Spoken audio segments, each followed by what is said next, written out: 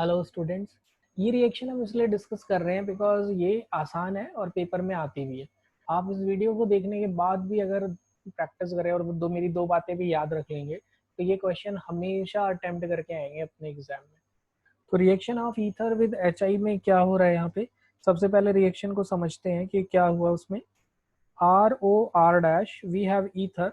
R और R dash represent कर रहा है कि आपके पास डिफरेंट एल्काइल ग्रुप वाला ईथर है कि एक तरफ एक कार्बन है, दूसरे तरफ दो है, प्राइमरी सेकेंडरी जो डिफरेंट केसेस हैं वो हम बना लेंगे।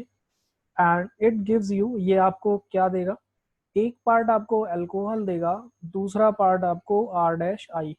मीन्स एल्काइल आयोडाइड और अल्कोहल आपका प्रोडक्ट है, आपका product alcohol and alkyl iodide. आपको बस क्या याद रखना है, मैकेनिज्म क्या है। तो मैं इन शॉर्ट आपको बोलूंगा, अनलेस और अनटिल मोर स्टेबल कार्बोकेटाइन ना हो तब तक मैकेनिज्म ऑलवेज गया है SN2। तो आपको बस ये स्टेटमेंट याद रखनी है, मैकेनिज्म इज ऑलवेज SN2। अब जिन बच्चों को SN2 याद नहीं है वो ये भी याद रख सकते हैं, iodide attached with smaller part, I negative attached with smaller part, ये बात याद रखनी है। फिर उसके बाद आपको क्या याद रखना है कि SN1 मैकेनिज्म कब फॉलो होगा, if any of the side, दोनों में से किसी एक साइड पे, दोनों में से R और R डैश में से, means it can B R और it can B R dash, दोनों में से, ध्यान से सुनना, दोनों में से कोई भी एक साइड अगर टर्शरी है, बिकॉज टर्शरी कार्बोकेटाइन सबसे ज्यादा स्टेबल है, या बेंजाइल है या एलाइल है। ध्यान से सुनना, टर्शरी बेंजाइल एलाइल, अगर फॉर्मूला याद नहीं है तो बेंजाइल लिख देते हैं, बच्चा बेंजाइल और फिनाइल में बहुत कंफ्यूज होता है। तो ये होता है बेंजाइल। एलाइल क्या होता है, CH2 डबल बॉन्ड CH2, ध्यान रहे पूरे 3 कार्बन का होता है, एलाइल 2 का नहीं होता है, कि बॉन्ड से कंफ्यूजन आ जाता है। बहुत ही ध्यान से सुनना है कि 3 कार्बन का एलाइल है और बेंजाइल में बेंजीन के ऊपर CH2 है, ये ध्यान रखना। अगर ये 3 एलिमेंट हैं देन मैकेनिज्म इज SN1। तो मैकेनिज्म SN1 है या आई पार्ट इससे जुड़ेगा। अब क्वेश्चन ट्राई करते हैं, questions based on it. First, CH3O CH2 CH3। तो आप इसे कंसेप्चुअली और टेक्निकली दोनों तरीके से इस क्वेश्चन को सोच सकते हैं। कंसेप्चुअली तो ऐसे सोच सकते हैं कि SN2 मैकेनिज्म है तो आई नेगेटिव किस पे जाएगा, आई नेगेटिव उस पे जाएगा जहाँ पे भीड़ कम होगी, यानी जो छोटा ग्रुप होगा। छोटा कौन है, CH3+। और SN2 भी कहाँ अटैक करता है, जहाँ स्टेरिक हिंड्रेंस कम होता है। तो अब आप क्या करेंगे, इधर I माइनस का अटैक करवाएंगे किस पे, CH3 पे, और ये आपको क्या देगा, CH3I, और दूसरा पार्ट क्या देगा, CH3 CH2OH। अगर आप मैकेनिज्म देखना चाहते हैं तो जस्ट 2 मिनट्स का वीडियो देखिए, नहीं तो स्किप दीज 2 मिनट्स, क्योंकि मैकेनिज्म बेस्ड क्वेश्चन रेयर आता है, बट स्टिल आपको पता होना चाहिए कि पहला स्टेप क्या है। तो step 1 is attack of H+। पहला स्टेप क्या है हमारा, अटैक ऑफ H+ है। तो पहले स्टेप में ऑक्सीजन के लोन पेयर पे कौन अटैक कर रहे हैं, H+।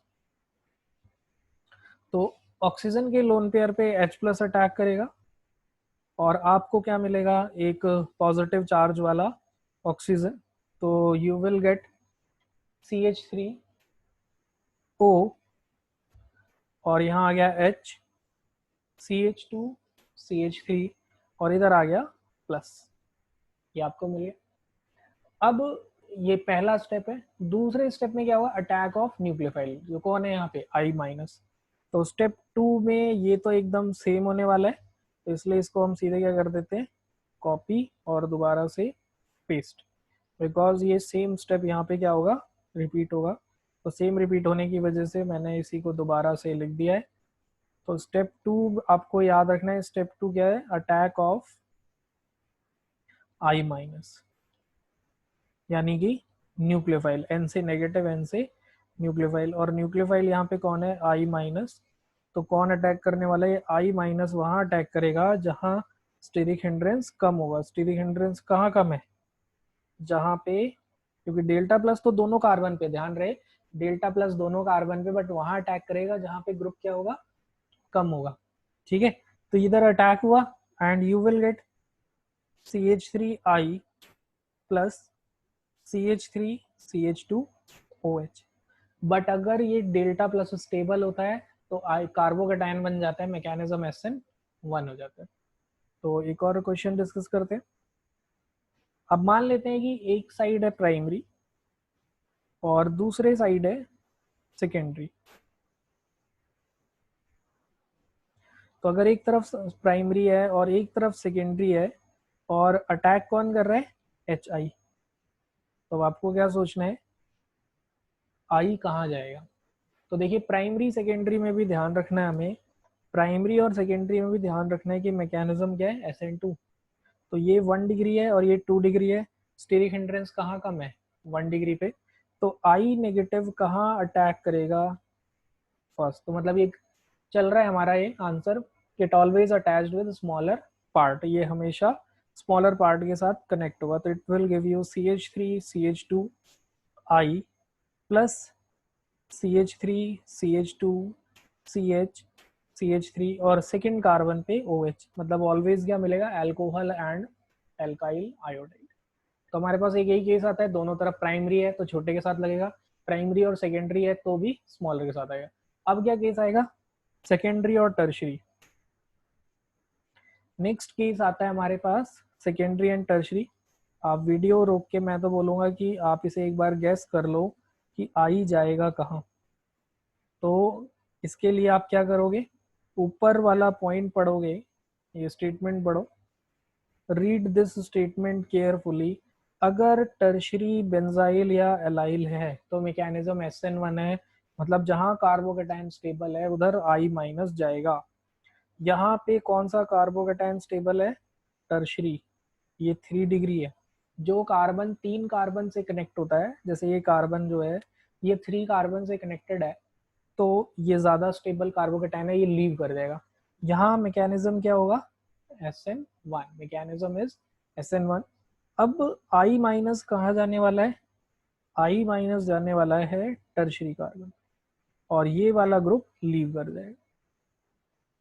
इस पूरे ग्रुप को हटा रहे, मैकेनिज्म नहीं बता रहा हूँ, बस ये बता रहा हूँ कि HI वाले पार्ट में आई इधर जाएगा और H इसके साथ जाएगा। तो व्हाट यू विल गेट, क्या मिला आपको? CH3CH CH3OH, एक अल्कोहल मिल गया। दूसरा, आप इसका नाम कॉमन नेम भी याद रख सकते हैं, एक हो जाएगा टर्शरी ब्यूटाइल आयोडाइड और एक हो जाएगा isopropyl alcohol. It can be called as isopropyl alcohol and tertiary alkyl, tertiary butyl iodide. Then next, अगला केस है जहाँ डबल बॉन्ड आ जाएगा। मींस लेट से कि हमारे पास इधर है, यहाँ पे सेकेंडरी, प्राइमरी ले लेते हैं और इधर लेते हैं allyl. Again allyl carbocation is more stable, allyl carbocation ज़्यादा स्टेबल है, तो मैकेनिज्म क्या होगा? SN1 और आई अटैच होगा एलाइल कार्बोकेटाइन के साथ। तो इट्स अंडरस्टूड कि जहाँ आई जाएगा उसके अपोजिट में क्या जाएगा? H जाएगा। तो H जाएगा इधर और आई जाएगा इस इधर। तो what is your answer? CH3CH2OH plus CH2I CH double bond CH2। इसका नाम भी याद रख लो क्योंकि एग्जाम में कॉमन नेम से आता है तो कंफ्यूजन हो जाता है। It's name is allyl iodide. क्या नाम है इसका? एलाइल आयोडाइड इसका नाम है।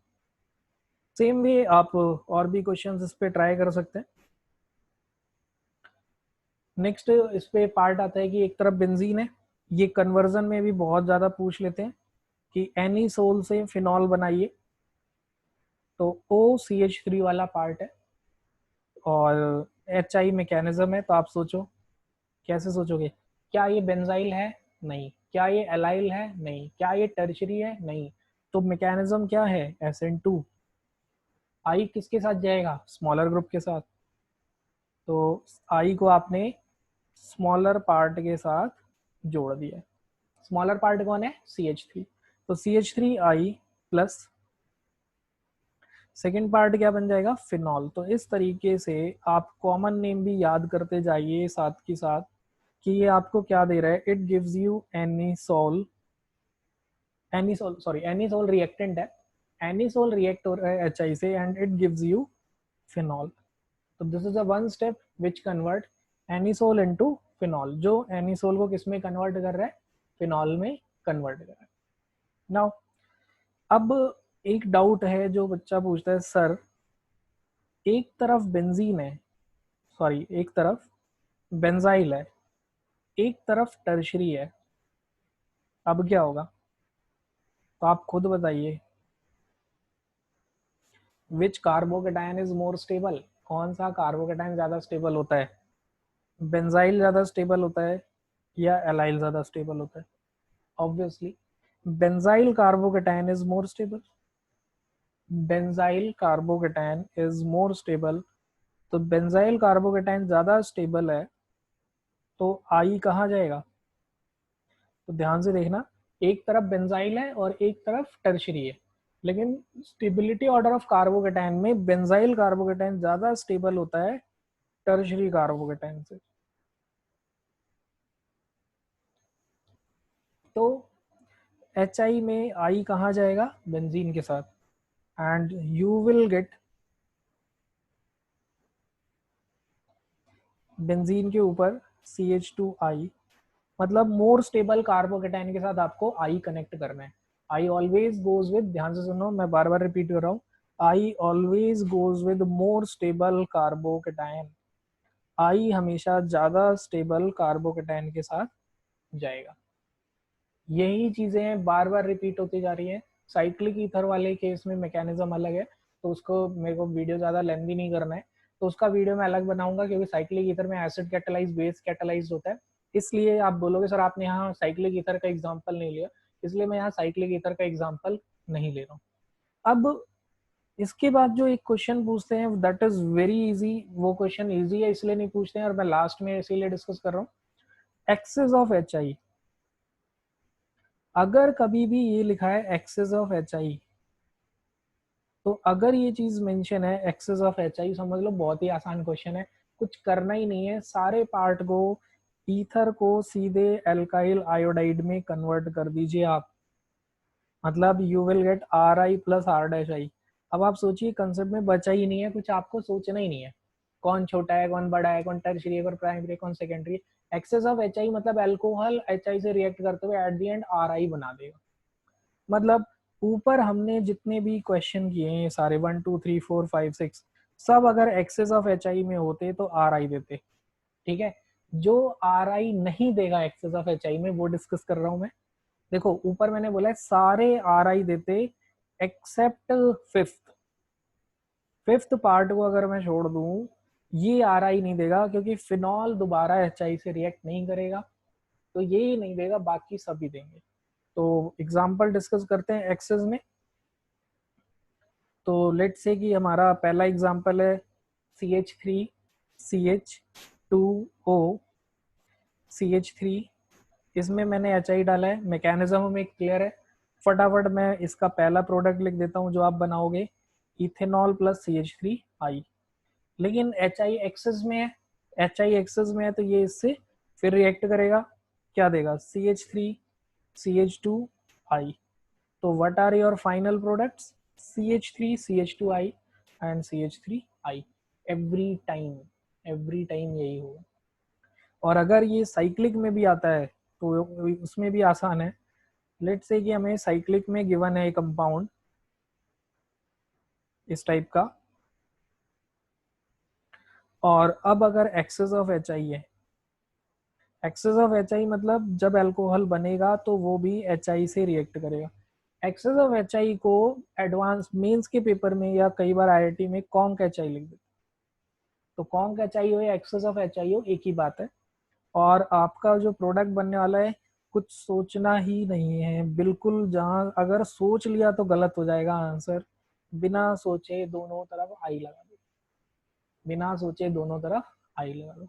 अच्छा अब आप सोचो कि सर आपने बोला है एक जगह ही आंसर नहीं होगा सी पार्ट में, मतलब मैं क्या बोल रहा हूँ एनिसोल OCH3। अगर इधर एक्सेस ऑफ HI है तो आयोडोबेंजीन नहीं बनेगा। आप सोच सकते हो क्यों नहीं होगा ऐसा, ऐसे आप क्यों नहीं होगा। आई गया स्मॉल पे, क्या बन गया फिनॉल। फिर अब दूसरा पार्ट क्या बना रहा है CH3I। अब आप सोचिए फिनॉल क्या दोबारा HI से रिएक्ट करेगा, यस और नो। नो नेवर, कभी नहीं करेगा। क्यों नहीं करेगा, क्योंकि ऑक्सीजन का लोन पेयर एक तो रेजोनेंस में गया जिसकी वजह से पॉजिटिव चार्ज आ गया, तो H+ जाने वाला ही नहीं है। दूसरा डबल बॉन्ड कैरेक्टर की वजह से आई वाला I- जाके बॉन्ड नहीं तोड़ पाएगा। तो ये अगर एक्सेस में है तो आंसर विल बी सेम। तो यहाँ पे आपको याद रखना है answer is same, answer same होगा वेदर सिंपली HI लिखा हो या एक्सेस ऑफ HI लिखा, कुछ भी लिखा हो आंसर विल बी सेम।